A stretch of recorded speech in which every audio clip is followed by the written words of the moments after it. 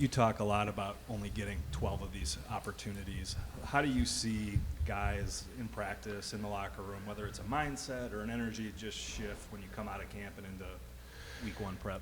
Yeah, I almost hope it doesn't shift, right? I mean, that's the whole mentality of this program is your mindset day in and day out for the last 6 months should match what Tuesday practice in the fall looks like week 1 to week 6 to week 8 to week 12. The great teams that I've been around, they've had the same mindset every single day. The teams that are either growing or the teams that are trying to find their way, you feel like it's a yo-yo through the season. And that's honestly, are we there yet? I don't know. Are we tough enough to be a team to do that? I don't know. But we're going to answer those questions, I think, really fast. And that's the great joy of it. You know, I think, do you have the leadership? Do we have the coaching staff? Do we have the players that have that same mindset to come in every day with a sense of purpose to get themselves better? And, you know, like I know I've talked about this team so far, it's been enjoyable to be and watch their journey, but you're 7 months into it, right? Like you're gonna evaluate it so much more here in the coming months and weeks, because now there's a result, a tangible result to the time, the effort, the energy that you spend into it, and not all results will be great.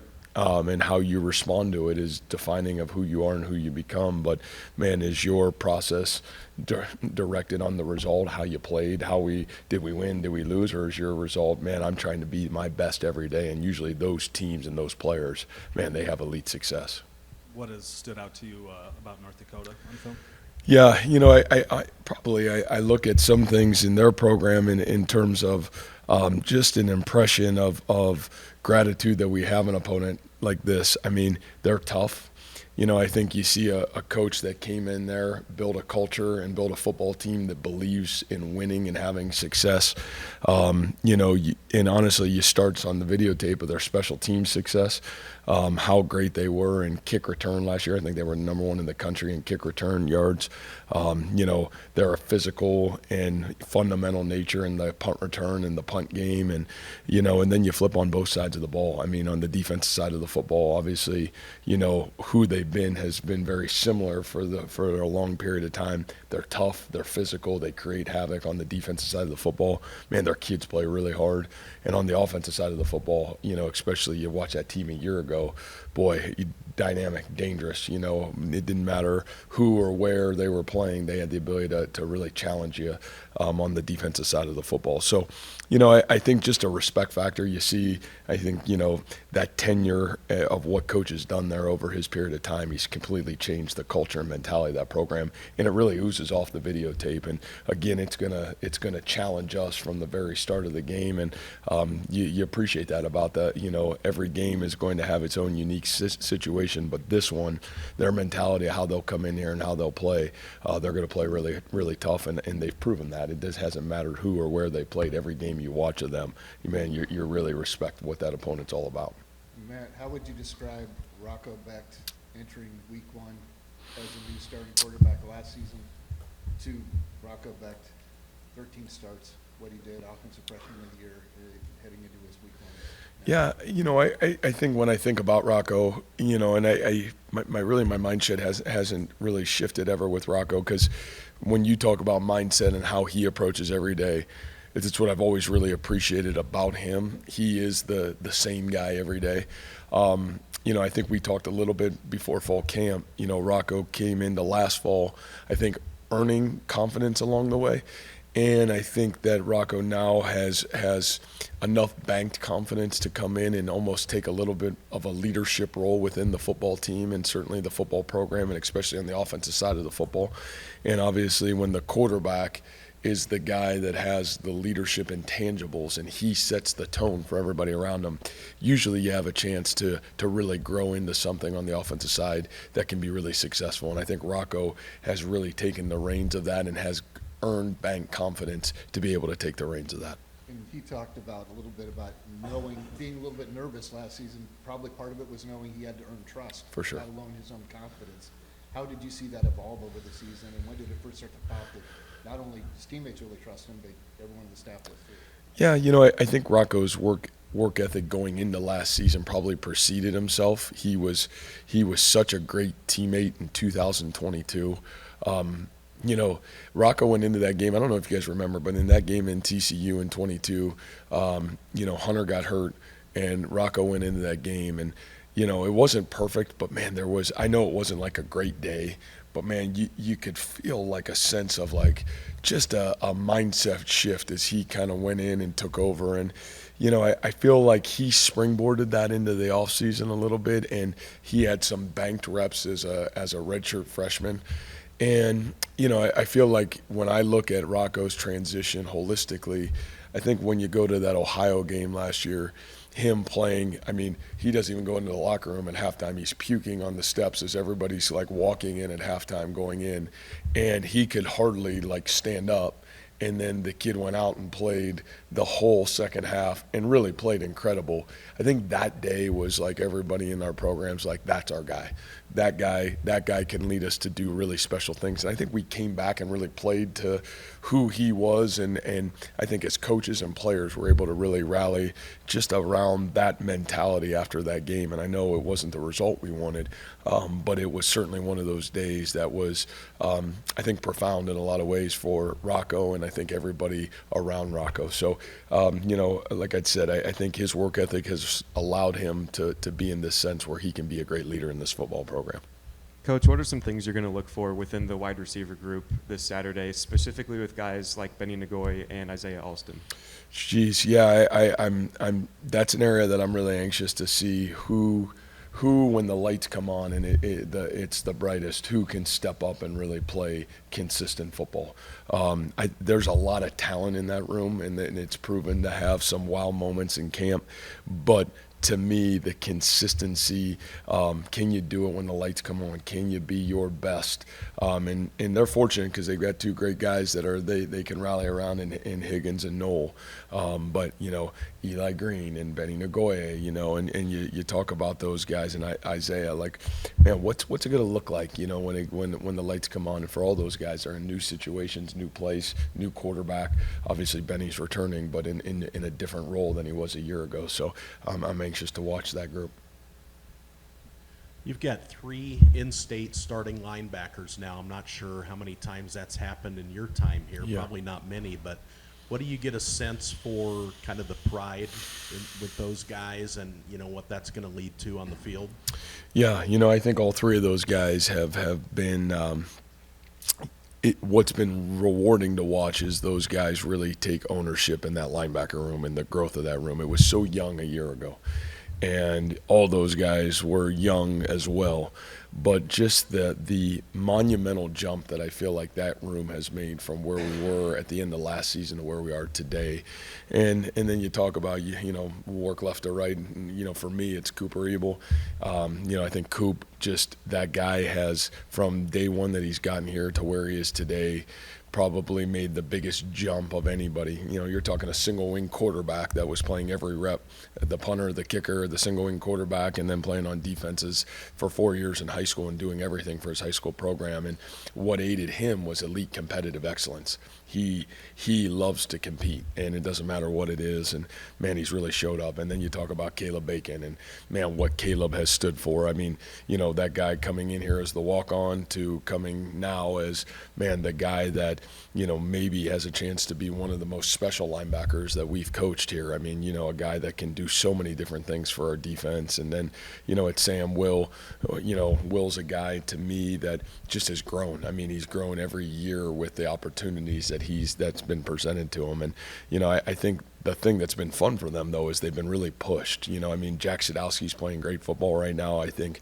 Jack is, man, right on the verge of where you want him to be after a really good freshman season.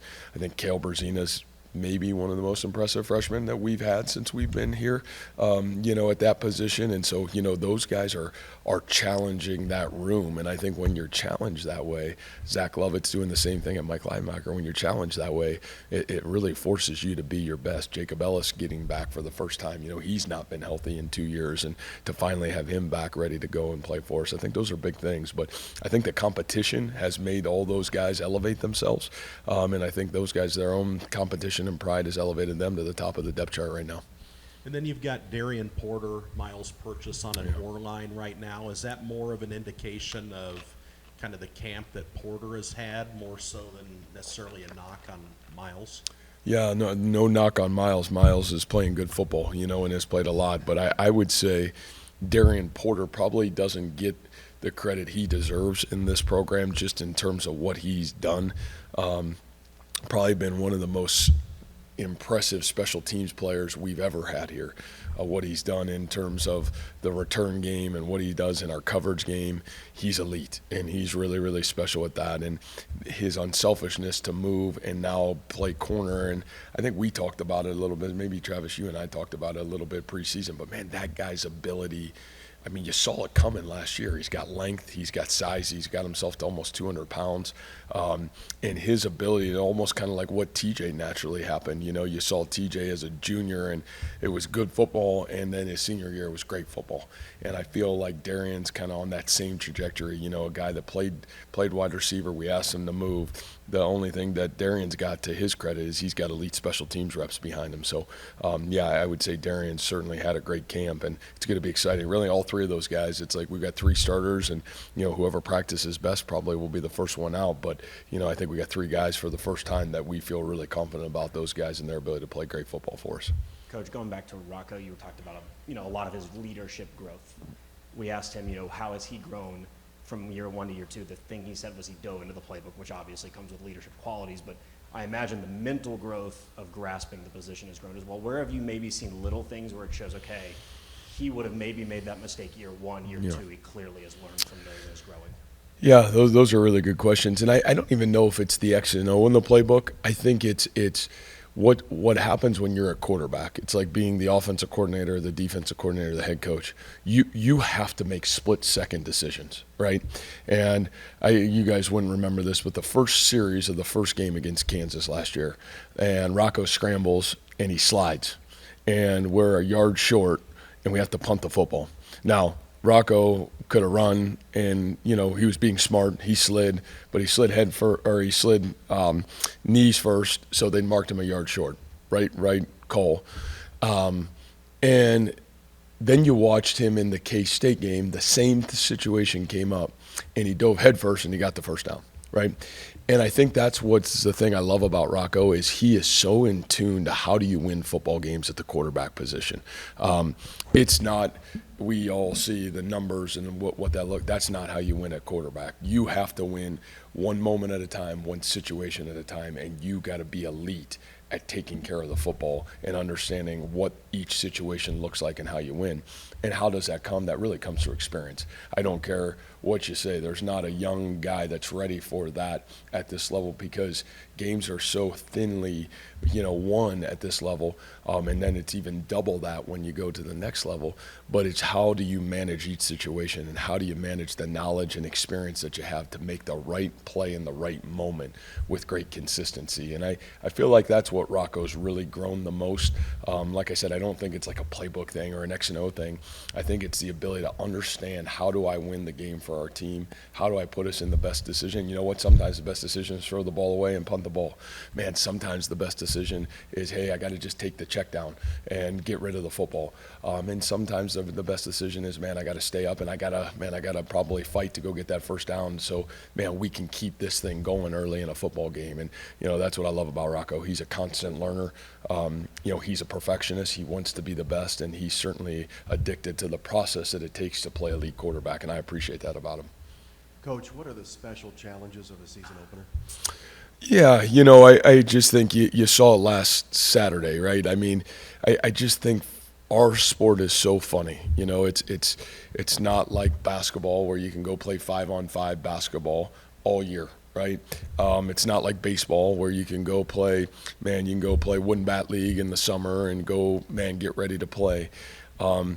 Football's really hard to replicate. 11 on 11, it's really hard to replicate the environment and game day experience. And so, how you tackle in the first game, how you handle the pressure of some of these guys in new roles, and all of a sudden now there's 70,000 people here, and there's this great environment and great experience. I think all those things are unknown, and what we do as coaches is everything in our power to try to create those moments and that anxiety and that stress level and make it harder than what it is on game day. But I think you really don't know what you have, and you're, as a player, you're trying to prepare yourself for those moments the best way you possibly can. And just like I was saying about Rocco, sometimes it takes experience and growth moments to get through it. But I think the first game is never for everybody in football. It's like a bowl game. There's just so much time lapse between the time you play that you really try to do a great job of selling your guys in and giving them the confidence to go play fast and play confident. You guys voted on team captains this week. That was released yesterday online. What makes those 4 individuals players that you think their teammates wanted to vote for? Yeah, really unique voting, to be quite honest with you. I think the voting to have 2 back-to-back captains in Bo and Jalen, and I would say overwhelmingly probably the most votes 2 young men have had, in the voting process. I think it says a lot about J.R. Singleton and certainly his growth in our football program. I would always say about J.R., he's our spiritual leader, and I feel like he's also the leader in our football program that has, his consistency to grow through hard things that have come his way have been really impressive. And I think the respect that our kids have watched JR grow through those, and that's injuries, that's, early in his career being at the top, and then, having some setbacks and not being at the top, and then fighting his way all the way back to the top. It's such a credit to JR and who he is and what he's become, and the mentality that he's impacted not only himself but everybody else around him on his way back to the top. It's been rewarding to watch. And then you got about a group of like 4 or 5 guys that, we'll kind of name game captain, that 4th captain every week. And, that pod of guys, it'll be fun to be able to reward because, I think that pod certainly has earned the right to be called captain on this football team. So that'll be kind of unique and fun to kind of be able to reward that group, 1 week each week as we kind of move ourselves through the early part of the season. But those 3 guys were certainly, I think it says a lot about who they are. A different line of questioning. I know you guys suffered some injuries in the spring with Carson Willich, but throughout training camp, do you feel like you're in a good position going into fall camp, avoiding any major serious injuries or any knick-knack injuries that may have alter reps early in the year? Yeah, I think all that, as we get through this week, will be, interesting to see where we're at. It was a really good physical camp. I think the thing that, we look at is you got 2 guys that are out right now for the season, right? And we talked about it, obviously, Daniel and Carson. And, I think everything else you just kind of navigate it as it comes, and to me, that's one of the positives about college football. Every week will probably be a little bit unique and different, but I don't see us having any long-term injuries or, even what are the challenges this week. I think as we get through practice, we'll have to figure that out as we get through the week. Sounds like your guys' plan is to play a lot of guys up front defensively. Is there a plan? Is it going to be line switches? Is there a script for how you want to get those guys reps? Yeah, I think again practice dictates that a little bit. What are we doing? I think some of it's situational. I think some of it's game flow, and I think some of it's practice. But I think the thing that is, and there's a lot of positions that way right now, is that some of it until the first 3 or 4 weeks kind of settle itself out, you're just not going to know. But I think that D-line room, man, there's so much competition. There's so many guys right now that have had really good camps that you're like, man, who and what and when. And I think a lot of that will kind of navigate itself through the early part of the football season. But I would expect a lot of guys on that D-line playing. And again, that's what's great about practice. You better come to practice every day. And if you don't practice well, it's going to be really hard to play on this team right now. Matt, realizing that week 1 is not necessarily the time to put your entire playbook out there and on film and everything, what does the maiden voyage for Taylor kind of look like, and how are you kind of encouraging him? Yeah, you just, I don't even know. I'm probably the guy that never thinks about that very much. You want to do everything in your power to try to have success in every game. And for Taylor and that offensive staff, no different than Coach Haycock and our defensive staff, man, efficiency. I think the ability for our guys to put a game plan together in this first game, that our guys have confidence. Again, what you're always nervous about in the first game is you don't know exactly what your opponent's going to do.